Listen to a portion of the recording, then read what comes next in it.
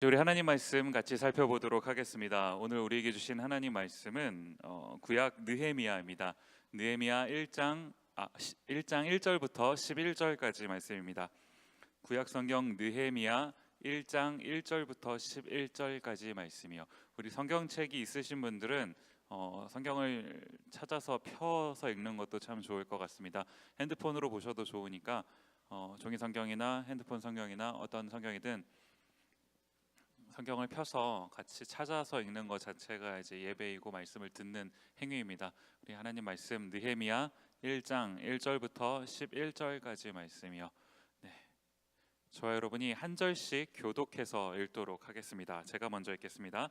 하갈의 아들 느헤미야의 말이라. 아닥사스다 왕 제20년 기슬루월에 내가 수산궁에 있는데 형제들 가운데 하나인 하나니가 두어 사람과 함께 유다에서 내게 이르렀기로 내가 그 사로잡힘을 면하고 남아있는 유다와 예루살렘 사람들의 형편을 물은즉 그들이 내게 이르되 사로잡힘을 면하고 남아있는 자들이 그 지방 거기에서 큰 환난을 당하고 능욕을 받으며 예루살렘 성은 허물어지고 성문들은 불탔다 하는지라. 혼자서 슬퍼하며 하늘의 하나님 앞에 금식하며 기도하여 이르되 하늘의 하나님 여호와 크고 두려우신 하나님이여 주를 사랑하고 주의 계명을 지키는 자에게 언약을 지키시며 긍휼을 베푸시는 주여 간구하나이다.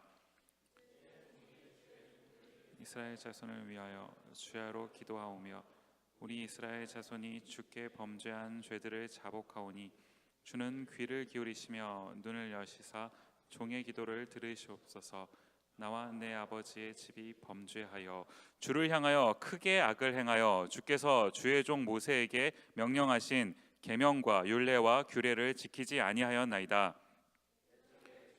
주의 종 모세에게 명령하여 이르시되 만일 너희가 범죄하면 내가 너희를 여러 나라 가운데에 흩을 것이요 만일 내게로 돌아와 내 계명을 지켜 행하면 너희 쫓긴 자가 하늘 끝에 있을지라도 내가 거기서부터 그들을 모아 내 이름을 두려고 택한 곳에 돌아오게 하리라 하신 말씀을 이제 청하건대 기억하옵소서.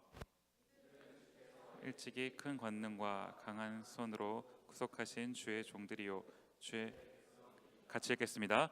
주여 구하오니 주의 종의 기도와 주의 이름을 경외하기를 기뻐하는 종들의 기도를 들으시고 오늘 종이 형통하여 이 사람 앞에서 은혜를 입게 하옵소서 하였나니 그때 내가 왕의 술관원이 되었느니라. 아멘. 디모데 예배 오실 모든 분들을 환영하고 또 축복합니다. 우리 앞뒤 좌우에 계신 분들하고 이렇게 한번 인사했으면 좋겠습니다. 실천하는 크리스찬이 됩시다.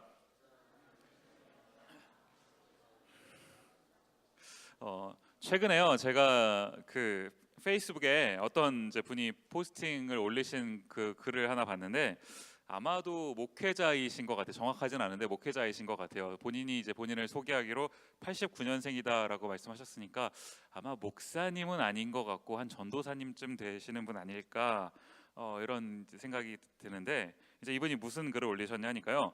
수련회를 준비하는 모든 교회들에게 대하여 이제 자신의 생각을 쓰신 겁니다. 지금 이제 한창 1월, 2월 한국에서는 그 겨울 동계 수련회가 이제 한창인 그런 저희도 지난주에 갔다 왔잖아요. 이제 그런 시점이잖아요. 이제 이분이 뭐라고 말씀을 하셨냐 하니까 수련회를 준비할 때 목표가 여러분 뭡니까? 교회에서 수련회요. 교회에서 준비하는 수련회의 목표가 뭡니까? 하나님을 만나러 가는 거잖아요. 하나님을 만나러. 그래서 이제 하나님을 만나러 가기 위해서 또 만나는 것을 돕기 위해서 이제 교회에서 이런저런 이제 준비를 한다는 겁니다. 이제 그렇게 하고 나서 수련회장에 딱 가면은 이제 뭐 목사고 뭐 찬양팀 리더고 누구고 간에 이제 우리 이제 여기서 하나님을 만납시다라고 열심히 외치는 건데 이제 질문이 여기서부터 시작된다는 겁니다. 도대체 하나님을 만나는 게 뭐냐라는 거예요. 하나님을 만나는 게 뭐냐? 이제 그 수련회장이라는 게 우리 그 ARC 위스콘신에 있는 거 가보면 아시겠지만 일단 현실과는 조금 떨어져 있어요. 한 그 물리적으로 좀 한 1시간 거리로 떨어져 있죠. 그렇게 하고는 이제 24시간 내내 교회 사람들하고만 있습니다. 우리가 살면서 일해보기가 참 쉽지 않잖아요. 뭐 목사가 아닌 이상 이러기가 참 쉽지 않거든요. 교회 사람하고만 아침에 눈을 뜰 때부터 밤에 잘 때까지 계속 같이 있죠. 예배가 시마다 때마다 이제 지속됩니다. 그래서 오늘 예배 때마다 막 은혜로운 찬양이 또 이제 찬양팀 리더가 얼마나 또 그 목소리가 얼마나 좋아요. 아멘. 반응이 별론데. 네. 은혜로운 찬양이 막 이어지는 것 아닙니까? 그렇게 하고는 막 이제 여러 가지 프로그램들이 막 진행이 되고 그 과정 가운데 이제 내 감정이라는 게 반응을 하게 되는 거예요. 갑자기 예배 중에 찬양 중에 마음이 울컥해지고 눈물이 갑자기 나오는 것 같고, 이게 하나님을 만난 건가? 라는 질문을 하는 겁니다. 제가 이 글을 쭉 읽으면서요, 이제 이분이 뭘 말씀하고 싶으신 건지 그거는 알겠더라고요. 그런데 이걸 너무 그 오해해서 읽으면 이 수련회 장소에서 진행되는 집회 자체를 너무 부정적으로 볼 수도 있겠다라는 생각도 이제 같이 드는 겁니다. 우리가요, 하나님을 만난다, 예배를 드린다 할 때 이 감정적으로 너무 치우쳐져 있는 거, 이거 굉장히 조심해야 됩니다. 옆에 있는 사람이 막 우니까 이게 나도 울 때인가? 그래서 막 나는 눈물이 안 나는데 어떡하지? 나는 은혜를 못 받은 건가? 그러면 이제 머릿속으로 막 온갖 그 슬픈 생각을 막 하면서 지난 학기에 받았던 나의 학점을 떠올리면서 그러면 막 눈물이 막 나오잖아요. 찬양 인도자가 또 얼마나 그 우리 소위 자면 반주를 또 얼마나 그 반주 실력이 보통이잖아요. 아멘. 보통이 아니에요. 정말 실력 좋잖아요. 그러니까 막 그 절묘한 그 키의 진행을 딱 눌러주면 갑자기 마음이 막 울컥해지면서 눈물이 뻥 터질 때가 있죠. 목사나 찬양 인도자가 한 마디씩 그 멘트를 이렇게 딱 던지잖아요. 그 홀리 보이스를 막 날리면서 막 할렐루야 막 이러면서 할 때마다 뭔가 내 심금이 울리는 것 같고, 거기에 꽂혀서 내 마음이 반응을 한 거라면 일단 이 마음은 지켜봐야 되는 겁니다. 이게 일시적인 건지 아니면 정말 하나님을 만난 건지, 그렇죠? 근데 제가 이 부분에 대해서요, 우리가 감정적으로 하나님을 만나는 것에 대해서 굉장히 조심해야 되는 거, 이거는 맞는데 저 개인적인 생각으로는 그런 감동도 하나님이 주신 거라는 겁니다. 저는 그것도 믿고 싶어요. 단 우리가 해야 할 일이 있는 거죠. 이제 우리가 뭐 수련회장에 딱 가서 그 ARC라는 곳에서 그 특수한 상황 가운데서 수련회에 뽕을 딱 한 대 맞고 오면 그 뽕발로, 아니 약발로 한 학기를 버티고 사는 게 아니라, 우리가 정말 하나님을 만나고 싶고 정말 하나님을 만난 거라면 지금부터가 중요하다는 겁니다. 수련회 그 이후요. 수련회에서 주신 그 하나님의 그 감동, 은혜가 이어질 수 있도록 어떻게 하면 됩니까? 하나님의 말씀을 가까이 하면 됩니다. 하나님은요, 수련회장에서 만나는 게 아닙니다. 하나님은 수련회장에서 만나는 게 아니라 하나님은 말씀 속에서 만나는 겁니다. 믿으십니까? 여러분, 아멘 하신 분들, 안 하신 분들도 하십시오. 아멘. 우리 성경 말씀을 읽고 하나님을 계속해서 만나가는 저희가 됐으면 좋겠어요. 자, 이번 학기에는 제가 특별히 어떤 부분을 살펴볼까 하다가 구약에 있는 느헤미야라고 하는 성경을 선택했습니다. 이제 매주 느헤미야를 한 장씩 살펴보게 될 텐데요. 이제 우리가 수련회 때는 그 에스더라는 성경을 통해서 뭐 에스더, 뭐 모르드게, 뭐 이런 사람들을 살펴봤죠. 이제 그런 사람들을 우리가 마음에 담고 도전을 받고 왔다면, 이번 한 학기 동안은 이 느헤미야라고 하는 이 한 인물을 같이 살펴보면서 하나님께서 과연 느헤미야를 왜 사용하셨는지, 어떤 사람이 하나님께 사용받는 건지, 하나님이 주목하시는 사람이 누군지, 우리가 뭘 닮아야 할지, 이제 이런 것들을 좀 우리 같이 마음에 살펴보고 도전도 받고 하는 그런 한 학기가 되었으면 좋겠습니다. 제가 그 어디선가 본 글인데요. 이제 우리 디모데는 유학생들이 아무래도 많다가 보니까 뭐 이민하신 분들도 계시고요. 이 유학생들이나 이민자들을 가리켜서 바나나라고 한대요. 우리 수련회 가서 바나나 많이 먹었는데, 바나나, 왜 바나나라고 합니까? 겉은 노란데 속은 하얗다는 거죠. 무슨 말인지 가십니까? 겉은 노란데 속은 하얗다. 우리가 미국물을 먹은 지가 좀 됐죠. 저만 보더라도 이제 거의 한 5년 다 돼 가더라고요. 올해 7월이면 이제 만 5년이 됩니다. 어느 순간 미국 생활이 굉장히 많이 익숙해졌어요. 제가 한 4년 반 있으면서 한국에 딱 한 번 가봤는데, 한국 가서 정말 어색한 것 중에 하나가 이게 문 안 잡아주는 거. 안 잡아주더라고요. 그래서 제가 잡아줬어요. 어떤 분 나오시도록. 그랬더니 그분이 저한테 그러시더라고요. 왜 이러세요? 다르더라고요, 한국과 미국은. 어느덧 미국 생활에 많이 익숙해졌어요. 제가 영어는 잘 못해도 익스큐즈미 이건 얼마나 잘하는 거 아니에요? 익스큐즈미 이러면서 가끔은 이제 한국이 어색해질 때가 있어요. 한국이라는 문화가. 근데 우리가 아무리 그렇다 하더라도 기본적으로 우리는 한국 사람인 거 아닙니까? 이러니까 이제 이 바나나라는 말 속에서 이 겉과 속이 많이 달라졌다. 사실 이게 좋은 말인지 나쁜 말인지 참 가늠이 안 가기는 해요. 그런데 중요한 건 어쨌든 우리 상황이, 우리 상태가 이 바나나 같은 상태다라는 겁니다. 저희가 오늘 살펴보려고 하는 이 느헤미야가요, 바로 딱 이런 바나나 같은 사람입니다. 이제 이 이스라엘이라는 나라가 나라를 잃어버렸어요. 그리고 이제 포로로 끌려가게 됩니다. 이제 그 다른 나라로 막 끌려가는 사람들이 많이 있었어요. 우리가 유학이나 이민을 와도 얼마 안 됐지만 이제 미국 생활에 익숙해지면서 조금 이렇게 한국을 까먹게 되잖아요. 미국만 와도 사실 한국 음식을 다 먹는다는 게 어렵죠. 어렵잖아요. 처음에 버지니아 살 때는 김치가 정말 귀했어요. 놀던 버지니아 쪽은 H마트도 있지만 중부 버지니아는 그런 거 없거든요. 김치찌개는 정말 고급 음식이었습니다. 제가 처음 미국 왔을 때는. 그래서 아껴 먹다 셔 구부러지면 그제서야 이게 해 먹을 수 있는 게 김치찌개였어요. 그 당시에. 참 힘들더라고요. 한국 음식 하나 재현해내는 게. 이스라엘 사람들이 마찬가지인 거예요. 포로로 잡혀온 이스라엘이 자기 고국의 삶을 그대로 살아낸다는 것은 너무 어려운 일이라는 거죠.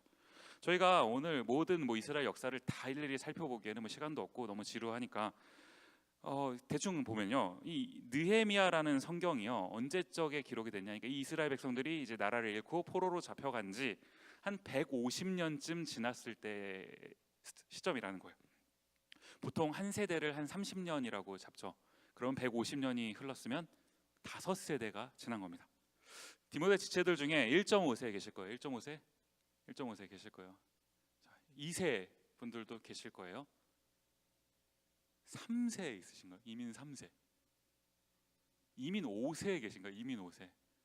우리는 역대로 한 5대 할아버지부터 미국에 사셨어요. 아마 그런 분들이 계시면 디모데가 아니라 저기 미국 교회에 가 계시지 않을까요? 그 정도 지났으면 이 자기 정체성을 지킨다는 게 이게 쉬운 일이 아니라는 겁니다.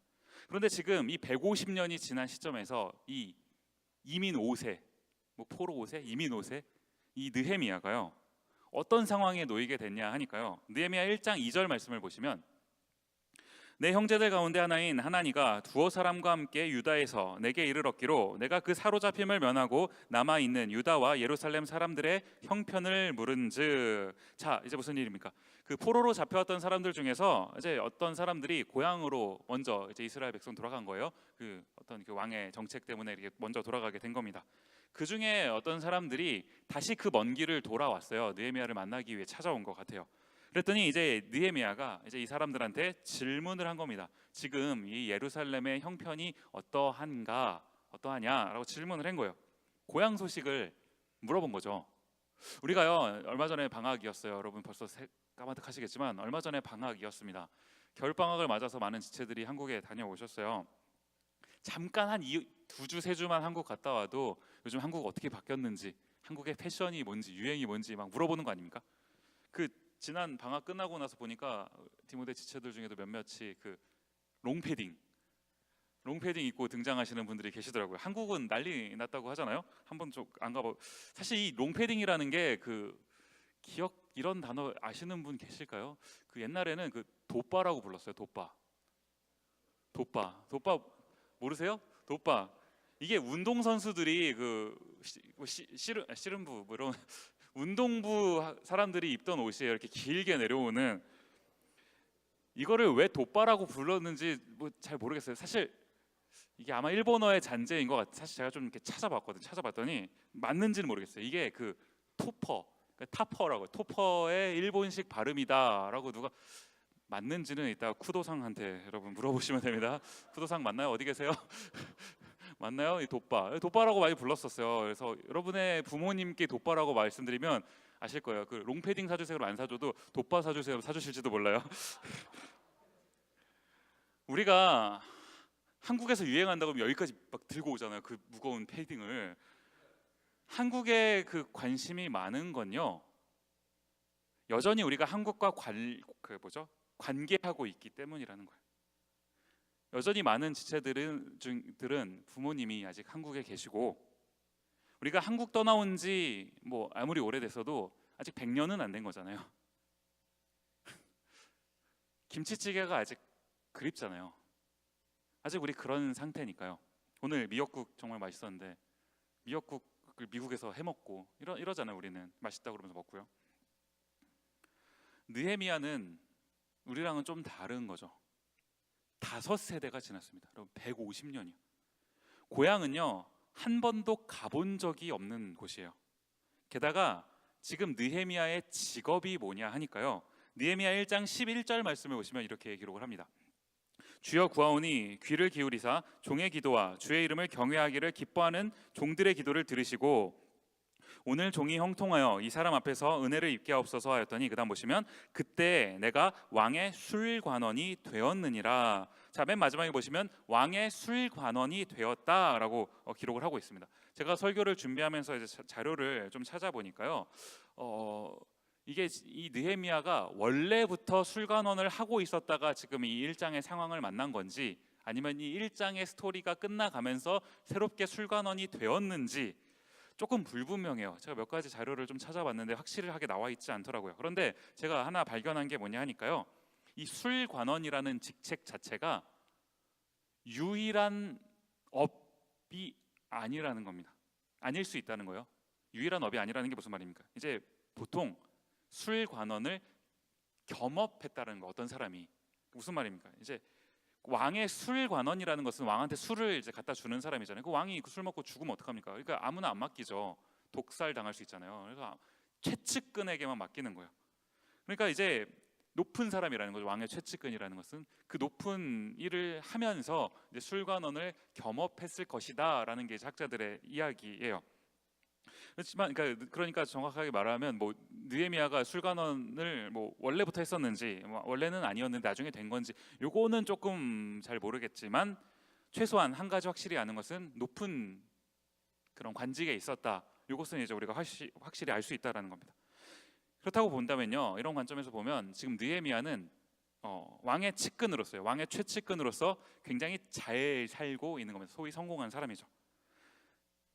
이런 상황에서 굳이 한 번도 가본 적이 없는 그 나의 머나먼 그 고향에 관심을 가질 필요가 없어요. 게다가 지금 이스라엘이 엄청나게 잘 사는 나라가 됐다면 뭐 관심이라도 생겨서 가보겠지만 황폐해졌다는 거 아닙니까? 제가 오늘인가 어저께인가 기사를 보니까요, 그 한국에 있는 주한미군이 있는데 연내로 그 주한미군의 전투복이 싹 바뀔 거래요. 이게 전쟁을 대비하는 걸 수 있다라는 평가를 하더라고요.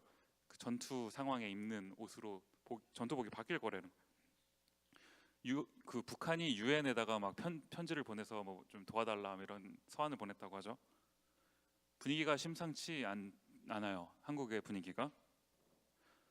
만약에 여러분 한국에서 그런 일이 일어나면 안 되겠지만 전쟁이 난다면요, 여러분 어떻게 하시겠습니까? 지금 한국에서 갑자기 전쟁이 발발을 했다. 한국을 위하여 가시겠습니까? 그 군대 갔다 오신 분들 또다시 군대에 가시겠습니까? 대답은 속으로만 하세요. 느헤미야는요, 오늘 본문에 보니까 그 자신의 조국의 마음이 있더라는 거예요. 왜 그런 겁니까? 그 이유가 오늘 본문에 이렇게 기록이 되어 있습니다. 1장 4절 말씀이요. 내가 이 말을 듣고 앉아서 울고 수일 동안 슬퍼하며 하늘의 하나님 앞에 금식하며 기도하여. 자, 조국의 상황을 듣고 느헤미야가 뭘 했다는 겁니까? 수일 동안 슬퍼하면서 금식하면서 기도했다, 울었다. 자, 느헤미야는 이것만 봐서는 크리스찬이라는 것을 알 수가 있죠. 하나님을 믿는 사람이었다는 겁니다. 이 당시에 하나님을 믿는 이스라엘 백성들이다라는 것은 나는 하나님께 선택받은 백성이다라는 그 어떤 그런 그 자긍심 같은 게 있었던 그런 사람들 아닙니까? 그런 자긍심으로 살았어야 되는데 이스라엘 백성들이, 사실 이 당시에 이스라엘 백성들의 상황을 보면 하나님은 개뿔, 이런 사람들도 많았을 겁니다. 본토에 살고 있던 사람들은 지금 나라를 잃고 너무 힘들게 살아가고 있으니까 하나님이 뭐 있기는 있는 건가, 도대체 나는 뭔가, 이런 사람들도 많이 있었을 거예요. 포로로 잡혀간 사람들 중에서도요, 뭐 느헤미야처럼 잘 풀린 사람이라 할지라도 잘 풀렸으면 굳이 하나님이 필요가 없는 것 아닌가? 하나님 없어도 잘 살고 있는데 하나님이 그렇게 중요하지 않았을 거예요. 그런데 오늘 본문에 등장하는 이 느헤미야는요, 그 하나님을 마음속에 간직하고 살았다는 겁니다. 내가 왜 지금 이 외국에 나와 있는 거고, 하나님이 나를 왜 이 높은 자리에 오르게 하셨는지, 지금 느헤미야가 상당히 높은 자리까지 올라갔던 거 아닙니까? 포로 신분인 주제예요. 높은 데까지 올라간 거 아닙니까? 그 자리에 올라갔다고 그 자리에서 취해서 그 자리를 누리고 이렇게 하나님 없이 나 몰라라 사는 게 아니라, 그 자리를 통해서 하나님이 하실 일이 뭔지, 하나님 나를 어떻게 쓰실지 마음속으로 생각하면서 살았다는 겁니다. 하나님이요, 이런 사람을 주목하시더라는 거예요. 이제 우리가 한 학기 동안 이 느헤미야를 한 장씩 한 장씩 살펴보면서 느헤미야가 이제 어떤 일을 했는지를 쭉 알아보게 될 건데요. 참 느헤미야가 이 이스라엘 백성들한테 중요한 일을 했습니다. 그 이스라엘이 이제 나라를 잃어버리다 보니까요, 이제 황폐해진 그런 나라가 된 거예요. 자, 이스라엘이 많은 것이 다 무너졌는데 성벽도 다 무너진 겁니다. 성벽, 이스라엘을 지키던 이스라엘 성의 성벽도 다 무너진 거예요. 그 무너진 성벽을 재건하는 그 일을 느헤미야라는 사람이 했다는 거예요. 이 일을 위해서요, 그 무너진 성벽을 재건하는 그 일을 감당하도록 하기 위해서 하나님이 이 느헤미야라는 사람을 준비시키셨다라는 거예요. 그 한국의 뉴스를 볼 때마다 참 한국의 상황이 참 좋지만은 않다라는 생각을 많이 합니다. 그럼 미국은 좀 나은가? 사실 미국 뉴스를 봐도 미국도 별반 다르지 않은 것 같아요. 우리가 참 이 젊은 세대로 계속 젊다는 것을 계속 제가 강조하고 있는데, 저도 아직 젊으니까요. 동의를 좀 해주셔야. 저도 젊은 저희가 어떤 전공을 선택해서 어떤 삶을 살아가더라도 탄탄대로라는 것은 없는 것 같다라는 생각을 많이 하게 돼요. 어떤 전공을 선택해서 살게 되더라도요. 우울하다가 한편 무슨 생각이 들었냐면요, 차라리 잘 된 것 아닌가. 이제 우리가 너무 분명한 선택권이 있는 것 아닙니까? 우리가 기댈 곳은 주님밖에 없다. 너무 분명한 딱 사실을 우리가 받아들이게 되는 것 아닙니까? 저는요, 여러분이요, 우리가 2018년 오늘 2월, 벌써 2월이에요 여러분. 2월 2일 우리가 미네소타에 있는 이유가 뭘까 한번 생각해 봤으면 좋겠는 거예요. 하나님이 날 뭘 위해서 준비시키시는가? 내가 잘 준비되어 가고 있기는 한가? 하나님이 주목하시는 사람은 누구지? 우리가 한번 자신을, 여러분 스스로를 이 말씀 앞에서 한번 이렇게 돌이켜 보실 수 있으면 좋겠다는 생각이 듭니다. 하나님이 이 느헤미야라는 사람을 주목하신 이유가 뭡니까? 이 느헤미야가요, 하나님의 마음을 간직하고 있었기 때문이라는 거예요. 이스라엘 성벽이 무너진 거요, 이스라엘 백성들한테도 너무 아픈 일입니다. 아픈 일이잖아요. 그런데 그 이스라엘 백성들을 자신의 백성이라고 선택하신 그 하나님의 입장에서 봐도 마음이 무너지는 일 아닙니까? 내 사랑하는 자녀의 살아갈 집이 무너졌다. 마음 아픈 일 아닙니까? 모두가 다 그런 황폐해진 삶 속에서 정신없어진, 포로로 잡혀가고 남아있고 막 이런 정신없는 삶 가운데서 이 하나님의 마음을 다 잃어가고 있을 때 느헤미야는 고향 땅을 기억하고 있었다는 거예요. 그 무너진 소식, 고향 땅이, 성이 무너졌다라는 소식에 수일 동안 금식하고 울며 기도하는 그 마음이 느헤미야한테 있었다는 겁니다. 이 슬퍼하는 마음, 이스라엘을 생각하면서 슬퍼하는 마음, 하나님이 갖고 계셨던 마음이랑 똑같은 마음 아닙니까? 또 다른 구약이죠. 사무엘상에 등장하는 한나의 기도가 생각나더라고요. 오늘 찾아보지는 않겠지만 한나 여러분 기억하십니까? 아들을 달라고 기도했던 그 한나요. 아들이 없어서 슬퍼해서 울며 기도했던 한나지 않습니까? 한나가 기도하는 가운데 뭘 깨달았던 거예요? 나는 아들이 없어서, 요즘에 또 아들 없어서 슬퍼하시는 분들 간혹 계시는데 아들이 있어서 슬퍼하는 사람들도 있긴 하죠. 농담이고요. 옛날에는 아들이 없다는 것은 심각한 상황이었죠. 심각한 상황이었습니다. 그러니까 아들이 없어서 너무 슬픈 건데 그렇게 기도하다가 한나가 뭘 깨달았냐 하니까 하나님이 주시는 마음, 한나야 너는 아들이 없어서 슬프니? 슬프지? 나도 슬퍼. 나는 내 마음을 알아줄 그 한 사람이 이스라엘에 없는 게 너무 슬프다. 한나가 기도하는 가운데 그걸 깨달은 것 아닙니까? 한나가 그래서 기도하죠. 하나님, 이제서야 하나님 마음을 알겠습니다.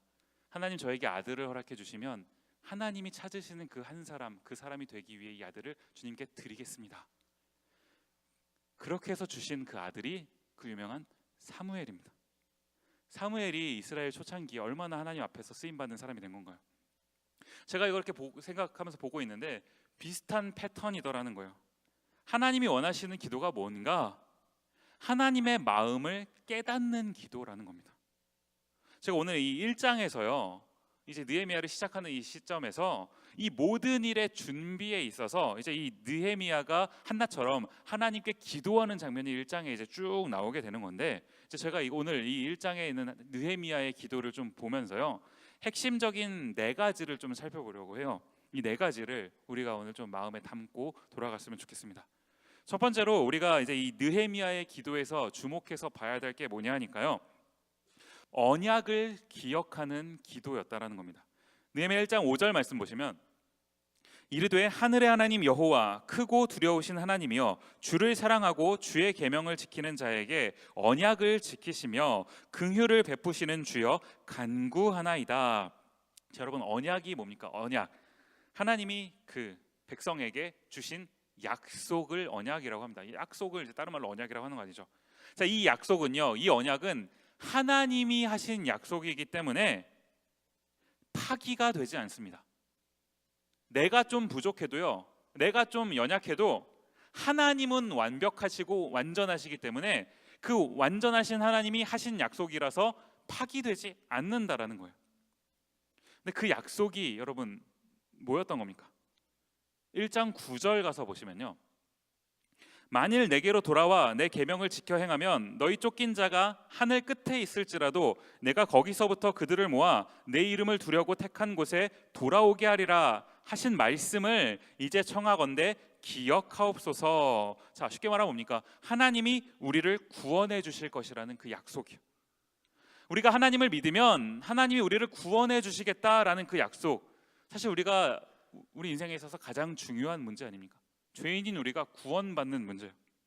느헤미야가 이것을 기억하고 있었다라는 겁니다. 그 약속이, 여러분, 이 느헤미야가 기억하고 있었던 이 약속이, 이 언약이, 하나님께서 우리에게 주신 이 언약이 어디에 있습니까? 어디에 써 있습니까? 성경에 써 있습니다. 하나님이 주목하시는 기도는 말씀을 근거로 한 기도라는 거예요. 하나님의 말씀을 기억하는 기도요. 우리가 하나님의 말씀을 1도 안 읽으면서 내가 하고 싶은 말만 주저리 떠드는 그것은 하나님이 원하시는 그런 기도가 아니라는 거예요. 우리가 새해 시작하면서 말씀을 읽겠다고 했는데 많이 못 지키시고 계시죠? 많이 못 지키시는 분 손 들어보세요. 네, 저를 포함해서 많이 못 지키고 있죠. 우리에겐 또 다른 시작이 한 번 더 있잖아요. 한국 사람들만의 특권이죠. 구정이 있잖아요. 구정이. 새로운 마음으로 우리는 또 시작할 수 있어요. 마음을 좀 가다듬고 새롭게 하나님 말씀 다시, 태초에 하나님이 천지를 창조하시느라부터 쭉 읽어나가는, 그때까지 또 안 읽지 마시고요, 하루하루 하나님의 말씀을 한 글자라도 읽는 우리가 됐으면 좋겠습니다. 아멘.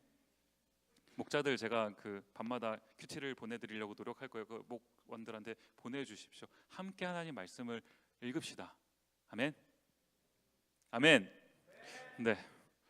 두 번째는요, 느헤미야 기도에서 우리가 살펴봐야 될 두 번째는 회개가 동반된 기도였다라는 겁니다.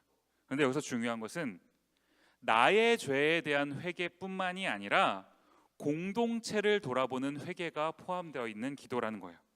느헤미야 1장 6절 말씀을 보시면 이렇게 기록을 합니다. 이제 종이 주의 종들인 이스라엘 자손을 위하여 주야로 기도하오며 우리 이스라엘 자손이 주께 범죄한 자들을 자복하오니 주는 귀를 기울이시며 눈을 여시사 종의 기도를 들으시옵소서. 그다음 보시면 나와 내 아버지의 집이 범죄하여, 자, 맨 마지막에 보시면 나와 내 아버지의 집이 범죄했다. 자, 느헤미야는요 이미 포로로 끌려 나온 지 한 5세대 지난 인물입니다. 이민 5세대예요. 한 최소 한 5분의 조상까지는 이스라엘에서 안 살았어요. 이스라엘이 그 전에 지었던 죄와는 크게 상관이 없을지도 모릅니다. 느헤미야는요. 그런데 지금 이 느헤미야는 이 이스라엘과 나의 죄를 구분하는 게 아니라 함께 느끼는 이 연대의식이요, 이것을 가지고 있었다는 거예요. 한국을 보고 있으면 참 답답해요. 미국을 보고 있어도 참 답답합니다. 우리가 비판하고 싶은 얘기 할 말 참 많죠. 뭐 그런 거창한 나라까지 아니더라도 디모데만 놓고 보더라도요, 우리 디모데 공동체 안에 나랑 다른 사람이 얼마나 많습니까? 우리가 막 그 사람 판단하고 비판하고 얼마나 우리 자주 해요. 마음에 안 들죠? 그 시선으로 상대방을 보게 되는데 그 시선이요, 그 시선이 나와 그 사람을 구분하는 시선이더라는 겁니다. 느헤미야는요 그 사람과 나를 구분하는 게 아니라 그들과 나를 동일시해서 이 기도, 그들이 지었던 죄지만 그 죄가 곧 나의 죄라는 것 아닙니까? 우리가 누군가를 판단할 때 그 사람은 잘못했고 나는 완전합니까? 아니잖아요. 나도 죄인인 거잖아요.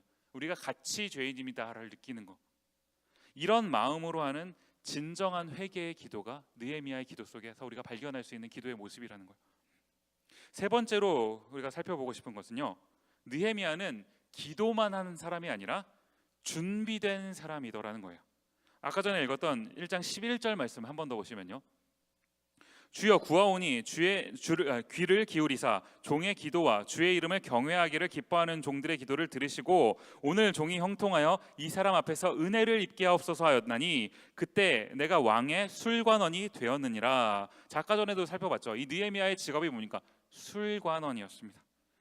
아마도 높은 관직에 올라서 이 술관원의 일을 함께 감당한 것으로 우리가 추정할 수 있는데 이 일은 아무나 감당할 수 있는 일이 아니라고 말씀을 드렸어요. 왕이 먹는 음식 얼마나 중요합니까? 우리가 우리 입에 들어가는 음식도 아무 음식 안 먹잖아요. 맛있는데 골라가면서 먹고 몸에 좋은 거 올가닉 찾아서 먹고 막 이러잖아요. 네, 얼마 전에 그 코스트코에서 블루베리인가 뭔가를 파는데 일반이 있고 올가닉이 있더라고요. 이제 우리 조이를 먹이려고 올가닉을 샀어요. 한 두 배까지는 아닌데 한 좀 비싸, 1.5배 이상 비싸더라고요. 아내한테 혼났습니다. 비싼 거 사왔다고.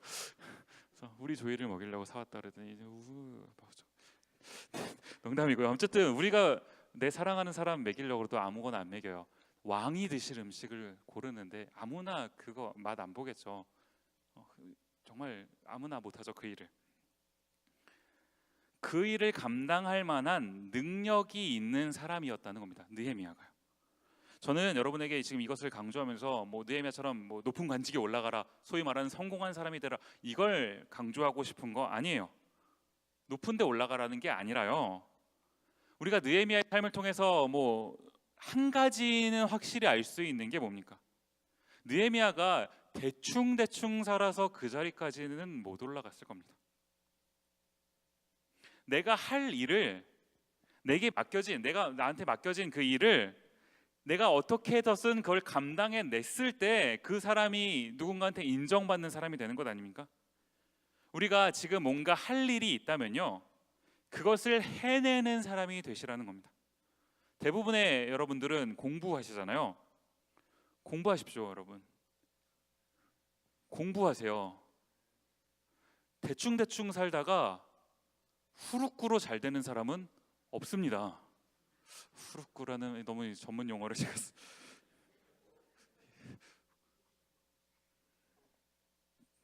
옛날에 당구 칠 때 많이 쓰던 단어인 것 같은데 후루꾸로 잘 되는 사람은 없어요. 기도만 한다고 되는 게 아니라요, 여러분. 기도만 한다고 되는 게 아니라 준비를 하셔야 된다라는 겁니다. 노력을 하셔야 된다라는 거예요. 여러분 2018년 봄학기가 시작됐잖아요. 이제 슬슬 페이퍼에 막 시험에 시작되는데 여러분 대학 다니면서 최소한 우리가 8학기 다닐 동안 한 학기 정도는 4.0 맞아봐야 되는 거 아닙니까? 아멘. 한 학기 정도는 4.0 맞아봐야 되는 것 아닙니까? 이런 각오로요. 4.0 맞는다고 뭐 달라지는 건 아니겠지만 이런 각오로 하시면 뭐 3.0은 나오겠죠. 4.0을 맞겠다는 각오로 덤벼 보시라는 거예요. 마지막 네 번째로 이 느헤미야의 기도를 통해 우리가 살펴보고 싶은 게 뭐냐니까요. 느헤미야의 기도는 한 번 하고 끝난 기도가 아니라는 거예요.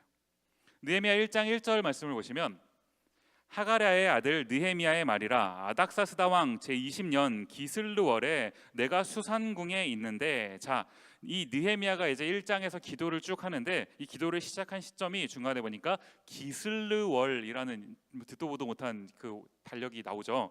이 기슬르월이 지금의 우리 달력으로 환산을 하면 대략 한 11월에서 12월 정도 된다고 합니다. 11월, 12월. 자, 이 1장의 기도가 끝나고 이제 2장으로 넘어가면 이 느헤미야의 기도가 이제 응답이 되기 시작을 하는데요. 자, 2장 1절로 가서 보시죠. 아닥사스다 왕 제20년 니산월에 왕 앞에 포도주가 있기로 내가 그 포도주를 왕에게 드렸는데 이전에는 내가 왕 앞에서 수심이 없었더니 자, 여기 보시면 니산월이라는 달력이 등장을 하죠. 자, 이게 현대 달력으로 바꾸면 한 3월에서 4월 정도 되는 이제 그런 거라는 겁니다. 자, 11월, 12월이었고 3월, 4월이면 대략 한 4개월 정도의 이제 기간이 있는 거죠. 이게 무슨 기간입니까? 느헤미야가 기도한 기간입니다. 공교롭게도요. 우리가 이제 2월 2일이잖아요. 여러분이 학기를 마치실 5월 한 중순까지 대충 한 4개월 됩니다. 2, 3, 4, 5, 2, 3, 4, 5 맞죠? 4개월? 이번 학기 여러분 기도하지 않으시겠습니까? 아까 말씀드린 대로 기도만 하는 게 아니라 준비하면서 그러나 기도가 너무 중요하죠. 기도하지 않으시겠어요? 여러분의 인생을 놓고 준비해야 될 너무나 중요한 시점 아닙니까 지금? 그 중요한 기도를 한두 번 하고 마실 겁니까? 일주일에 한 번 교회 와서만 하고 안 하실 건가요? 수련회에 가서만 주님 제 인생을 사용해 주십시오 기도하고 다음 수련회까지 참으실래요? 이번 학기는 어떡합니까? 다음 수련회는 9월에 있는데. 하나님의 마음을 깨달을 때까지요. 그리고 그 마음을 깨달은 이후에도 이 기도를 계속해야죠. 느헤미야가 그랬던 겁니다. 하나님이 이런 느헤미야를 쓰셨습니다. 무너진 성벽을 재건하는 그 귀한 일에 이 느헤미야를 들어 사용하셨다는 거예요. 무너진 것을 재건하는 일이요. 우리한테 필요한 일 아닙니까? 어느 나라, 어느 지역, 어느 사회, 어떤 회사를 가더라도 우리가 이 일을 해야 되는 것 아닌가요? 무너진 그 공동체를 다시 일으켜 세우는 이 일이요. 이 귀한 사명을 우리도 감당해야 되지 않겠습니까? 저는 오늘 영상을 하나 보는 걸로 오늘 설교를 마무리하고 싶은데요. 먼저 좀 보시죠. 함께 보시겠습니다. 취업 포털 사이트 인크루트의 설문조사 결과 취업 준비생들의 무려 96%가 일자리에 따른 불안감에 시달리고 있는 것으로 추서됐습니다. 제가 정말 하고 싶은 그 꿈이 맞는지 확신이 안 들 때가 왜 토익 900 막 이렇게 필요한지 모르겠고 어떤 방향으로 가야 될지 아직 정확히 몰라서 좀 많이 걱정돼요.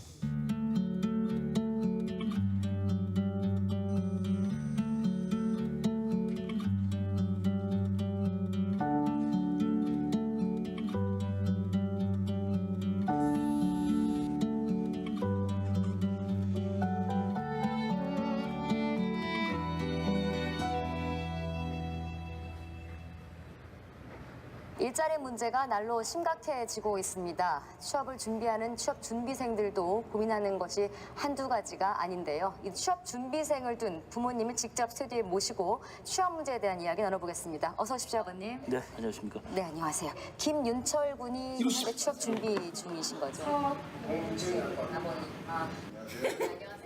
대박.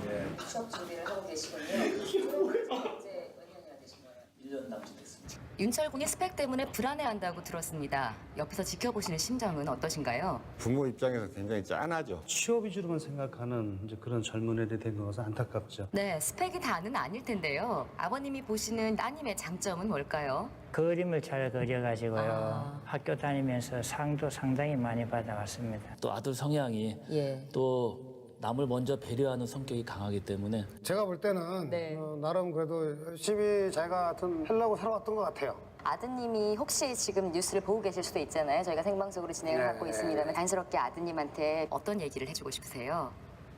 동진아, 남자는 럭비공이라고 생각한다.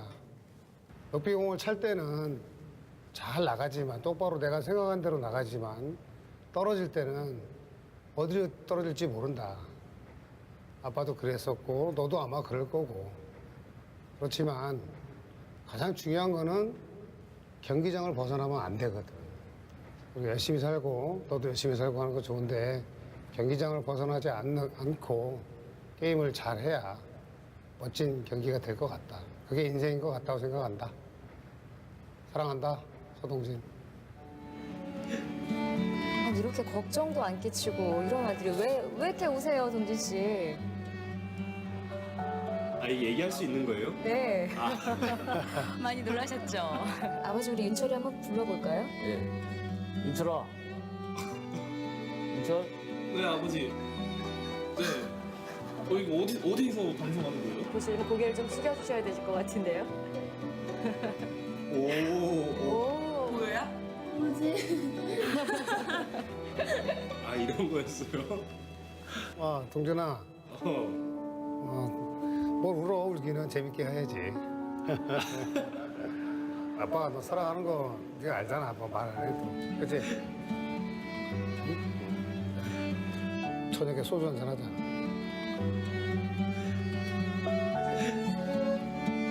정직하면 이 세상은 꼭 지희한테 보답한단다. 우리 딸 잘할 거야. 네 꿈을 펼 수 있도록 아빠가 적극 밀어줄게. 걱정하지 마. 아들 화이팅 해. 화이팅. 파이팅. 아들이 추구하고 목표하는 아빠는 기필코 달성하리라 믿는다. 아자 화이팅. 우리 은미는 어디를 가더라도 잘한다고 아빠는 그렇게 믿어. 사랑해. 막다 얼굴 보고는 못하는 말인데 그래도 전해드리는 거니까. 믿음을 있게 주신다는 것도 많이 고맙네요. 제가 그렇게 믿음을 많이 안 준 것 같은데 용기도 생기고 더 잘하고 싶어지고 감동적이기도 하고 제가 너무 많이 깨닫게 되는 순간입니다. 너무 감사드립니다. 잘할게요.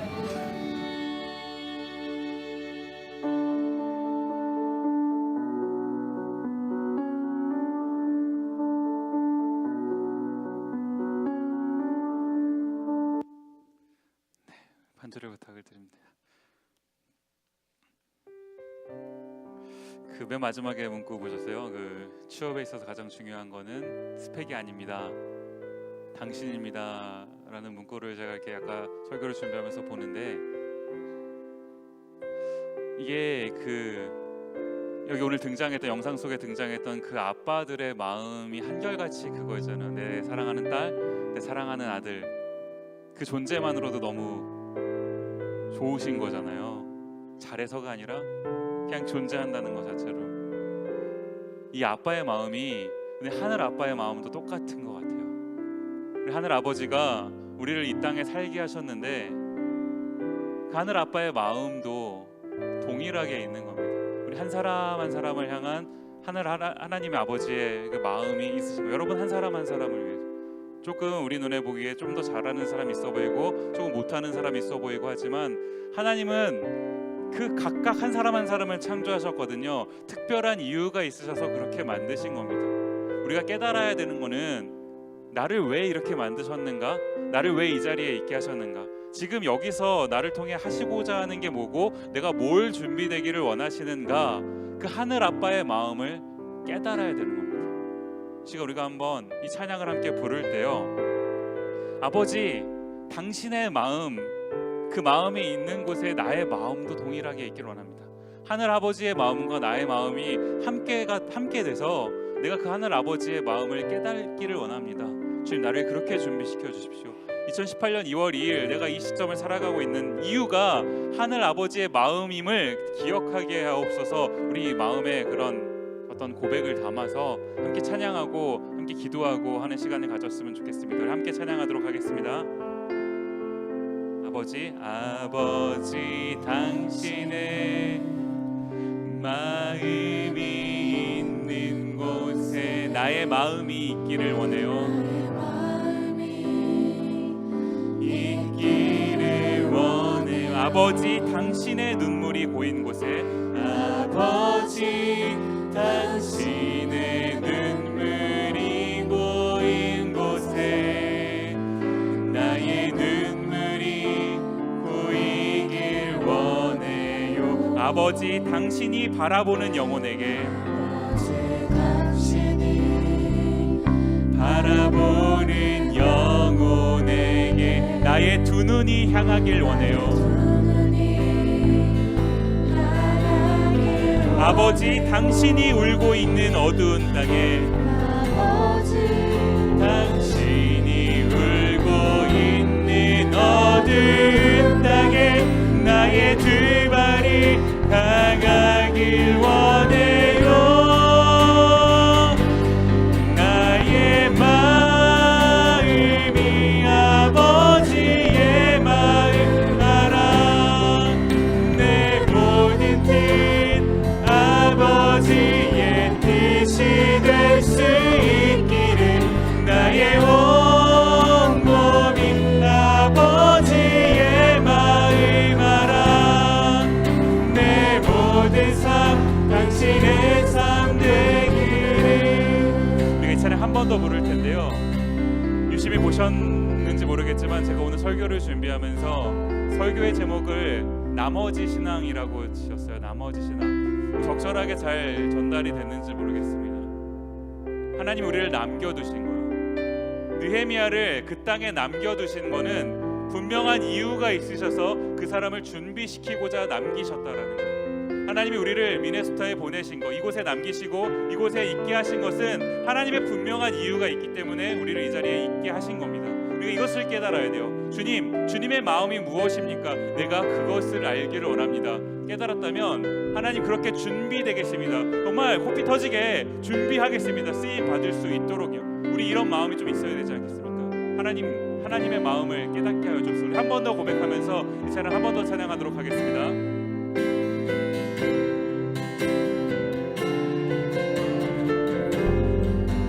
같이 찬양합니다. 아버지 당신의 마음이 있는 곳에 당신의 마음이 있는 곳 나의 마음이 있기를 원해요.